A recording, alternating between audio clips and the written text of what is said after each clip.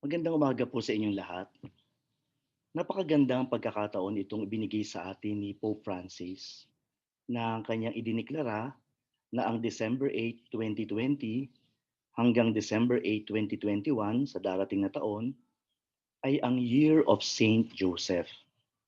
Ano po kaya ang kahulugan nito? Bakit ito ginawa ni Pope Francis? At ano ang hamon sa atin ng Year of Saint Joseph? Yan ang ating tatalakayin at pagninilayan upang makita natin kung ano ang kahalagahan ni San Jose sa ating buhay. Unang-una, ito pong taong ito, Year of Saint Joseph, ay idineklara ni Pope Francis para ipagdiwang ang isang anibersaryo, ang 150th anniversary o 150 anibersaryo ng pagkakadeklara kay Saint Joseph bilang patron of the Universal Church. So ibig sabihin po, mahigit na 100 taon na ang nakalilipas, si Pope Pius IX ay kanyang pinroklama si San Jose bilang patron ng buong simbahan. Hindi ko po alam kung nakakita na kayo ng larawang tulad nito, larawan ni San Jose na may hawak na simbahan sa isang kamay at kasama naman si Baby Jesus sa kabilang kamay o braso niya. Ang kahulugan nito ay si Saint Joseph ay nangangalaga sa simbahan kasi nga siya ang patron saint ng buong simbahan. Hindi po ba 'pag merong patron saint sa ating parokya, sa ating katedral, basilika, o maging sa maliliit mang chapel o bisita, ang patron saint ay inaasahan na magdarasal, gagabay, tutulong, at mangangalaga sa mga taong nasasakupan ng simbahang iyon. Isipin niyo na lang, si Saint Joseph ay hindi pala patron saint ng isang maliit na chapel lamang o maliit na parokya lamang o kahit pa sabihing isang malaking katedral. Si Saint Joseph pala ay patron saint ng buong simbahan.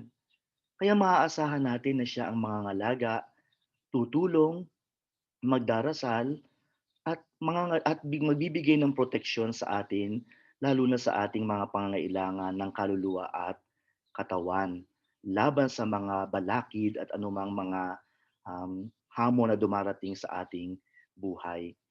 Ito po ang kahulugan ng larawang ito. Si San Jose ang patron of the Universal Church. Kaya kung tutuusin, lahat tayo ay nasa ilalim ng pangangalaga ni San Jose, lalo na kung ating ibibigay ang ating sarili sa pagdedebosyon at pagmamahal at pagpupugay sa kanyang karangalan. Ito po bang idea na ito ng Year of Saint Joseph ay original idea ni Pope Francis? Siguro po pasintabi lang Pope Francis, pero masasabi kong tila dito si Pope Francis ay copycat, isang gaya-gaya. Kasi hindi po siya ang nauna na magdeklara ng Year of Saint Joseph. Nitong taong ito ay nauna na po ang isang diocese sa Amerika, Diocese of Charlotte sa United States, na nag-declare ng Year of Saint Joseph.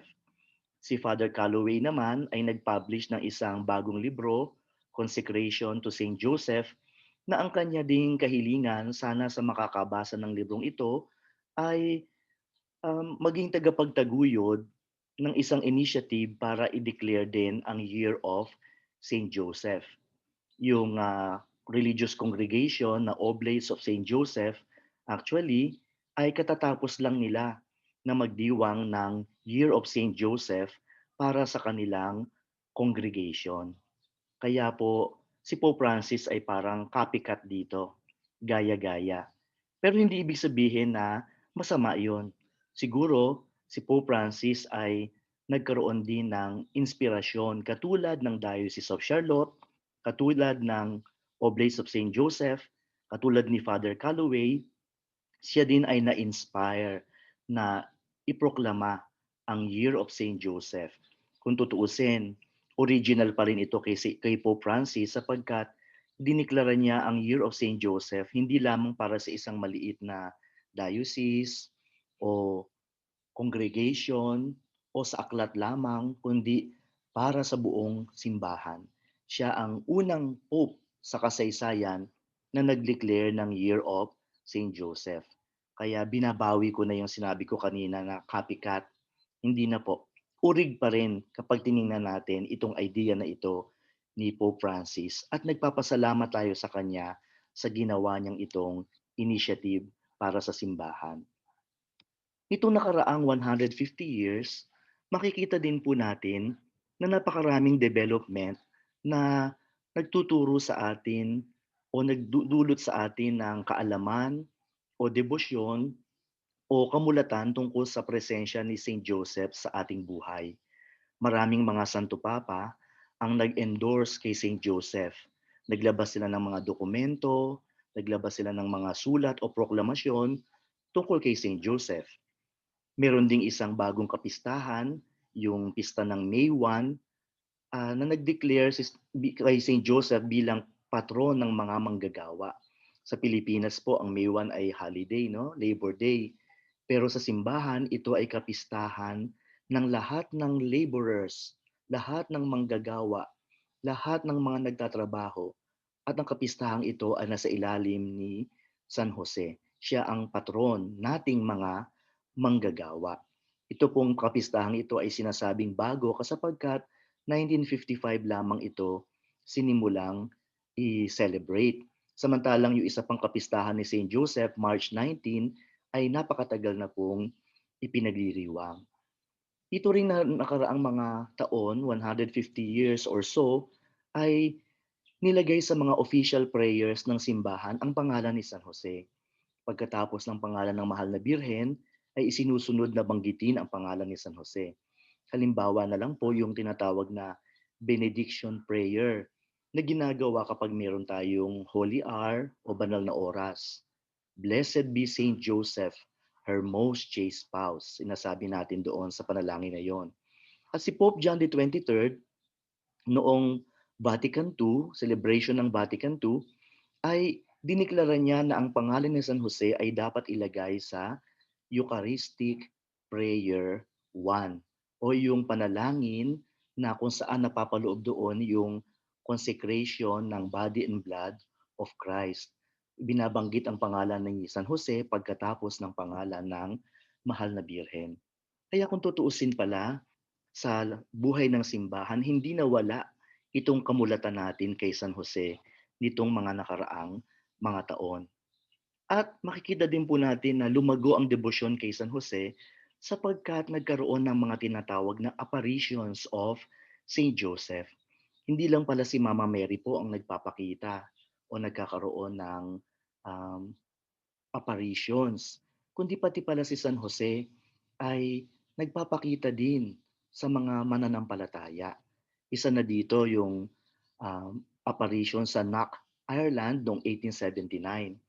Ito pong apparition sa Ireland na ito ay actually apparition ng Mahal na Birheng Maria, apparition ni John the Beloved Disciple, John the Evangelist, at ganun din apparition ni San Jose.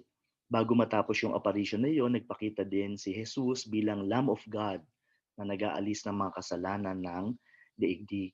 Dito sa Ireland, ang apparition ay tinatawag na quiet or silent apparition kasi ito lang po yung apparition ng Mahal na Birhen at ng mga santo sa buong kasaysayan na walang mensahe. Hindi nagbigay ng mensahe ang Mahal na Birhen. Si San Jose naman ay tahimik lamang na nagpakita sa mga tao, matanda at bata na nakasaksi sa apparition na ito.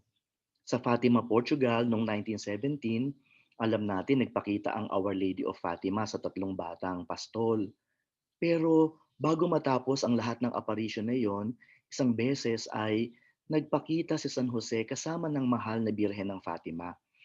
According sa mga bata, si San Jose ay dala niya ang sanggol na si Jesus sa kanyang bisig at binabasbasan niya ang buong daigdig para mo ipinapakita dito yung pagmamahal ni San Jose para sa buong mundo.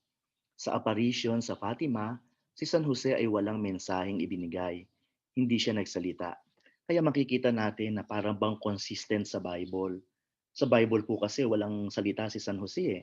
Hindi nagbitiw ng kahit anumang salita. Sa Knock, Ireland, sa apparition doon, walang salita. Sa Fatima, hindi rin nagsalita. Si Mama Mary lang ang nagsasalita. Kaya nga siguro napakaswerte ni Mama Mary kasi ang asawa niya ay tahimik lang. Kahit salita siya ng salita, si San Jose ay tahimik na nakikinig lamang at siguro tumatalima sa sinasabi ng mahal na birhen. Siguro ang daming mga babae sa mundo ang nagdarasal na ang mga pangasawa nila ay katulad ni San Jose na tahimik lamang at hinahayaan lamang silang magsalita ng magsalita. Pero joke lang po yun. No? Si San Jose talaga ay tahimik at bahagi ng kanyang karakter ay ipakita sa atin kung ano ang kahulugan at kahalagahan ng pagiging tahimik sa harap ng Panginoon at sa harap ng misteryong ipinagkakaloob ng Panginoon. Itutuloy po natin ang pagninilay niya ito. Ito po ay unang bahagi lamang. Natutuwa ako na magbahagi sa inyo ng mga aral na nauukol sa buhay ni San Jose at sa kanyang kahalagahan sa ating buhay. Magdasal po tayo kay San Jose sapagkat pagkatapos ng mahal na Birheng Maria, wala ng tao na nabuhay dito sa lupa ang naging pinakamalapit sa puso ng ating Panginoong Hesukristo. San Jose, ipanalangin mo kami. Amen.